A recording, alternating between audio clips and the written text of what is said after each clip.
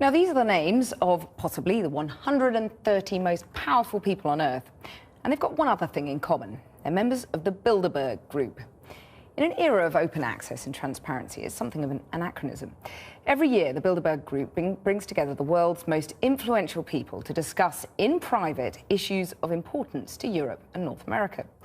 Now, often the venue is somewhere rather glamorous, but this year it's being held just outside Watford, as Katie Russell reports. Watford, north of London, a strategic regional hub with a familiar high street. But Watford is the setting for a clandestine top security event.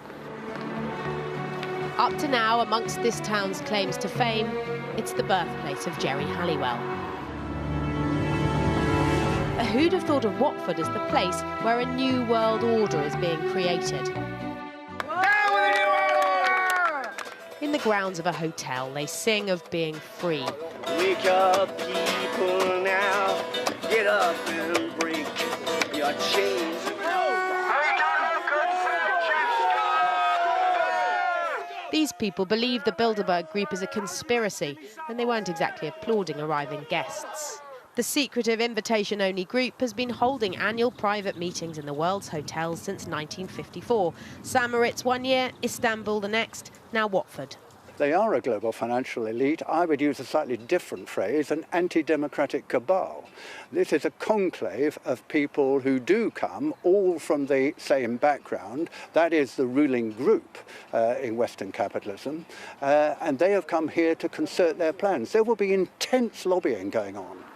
But just like at every other Bilderberg meeting, we're unlikely to find out what's said at the three-day event. The billionaires, politicians, bankers and European royalty, 130 in all, always agree a vow of silence. There's no transparency towards it. They've been doing it for years and years now, and enough's enough. People want to know what's going on, what they're talking about. It's not fair on the people. There's a no-fly zone over the hotel. Some local residents need their passports to get home, and the police had drawn up rules, including no masks or offensive slogans. So there's the Grove Hotel up in the distance behind a security fence, and I'm here, about 500 metres away.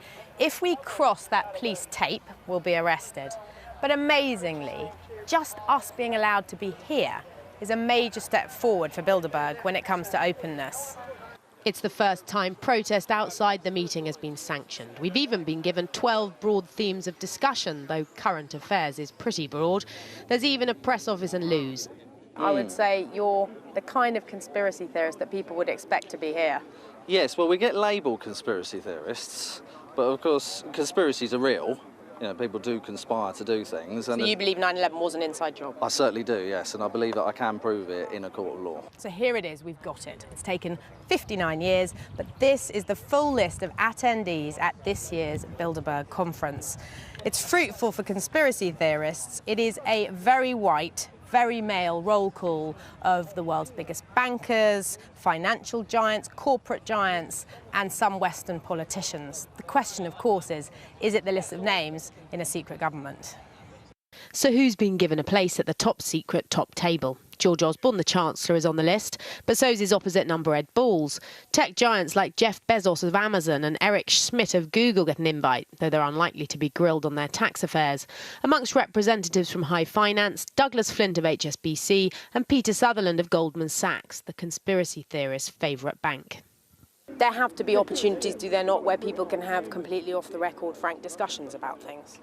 Yeah, absolutely. And I just hope that the discussions between Goldman Sachs and BP and Nestle and Novartis and KKR and George Osborne are fruitful for me and for the public, because that's presumably what those fellows are really fighting for. They're really fighting for my corner. The protesters aren't going away, and for as long as Bilderberg and its powerful members refuse to tell them what they're up to, there's a vacuum which every conspiracy theory will seek to fill. Well, I'm joined now from New York by the journalist and author John Ronson, whose book, Them, investigates the Bilderberg Group. Did you find them as sinister as those protesters outside the meeting? Well, they chased me all around Portugal when I tried to infiltrate their meeting. They sent their security guards to to follow me everywhere for a couple of days. And in fact, when I phoned up the British Embassy because I was completely freaked out, and I phoned up the British Embassy to say I was being followed by the Bilderberg Group, they called the Bilderberg Group and then denied they were following me, as their guy was like behind the tree looking at me. So that was, you know, terrifying, having never been chased by the shadowy henchmen of the secret rulers of the world before. But whether they're genuinely sinister or whether they're just feeding into my paranoid delusion is a different matter. Yeah, I mean, people who've been to those meetings, you know, Dennis Healey, you know, and others who've spoken say, look, they're just, you know, people talking about the world, you know, with a perfectly honourable aim. I mean, what impression did you get of what the real point of this organisation is? I think they were set up for honourable reasons. They were set up, you know, just after the Second World War, and I think the thing that they were fighting against was over ideological politicians, which was obviously the big deal back then. They thought that business would be more rational. This isn't coming from me, this is coming from Bilderberg, I spoke to. So they were set up as a way of sort of thwarting. If you could have an international community, it would thwart future Hitlers, and politics should be in the hands of business as much as it is in the hands of politics. So that was the initial agenda. Which, you know, back then I think probably seemed like a really, you know, sensible idea. Secrecy, though, seems to be their problem now, isn't it? And that's something about the times we live in as well. People just don't like secrecy. Yeah, I think they're sort of old-fashioned in that way. I asked Lord Owen, who was a Bilderberger, you know, why they were so secret, and he said it was all because of Henry Kissinger. Henry Kissinger sort of loved that culture of secrecy, and he was around right from the very beginning.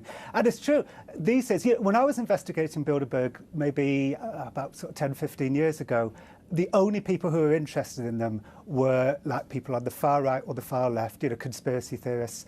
And now, you know, people are sort of they're more interested, and they're doing little bits to become a little bit less secretive. I think they can see that their secretiveness is kind of old-fashioned. So they've set up a website, and they release a list of attendees, and they don't deny existing like they used to.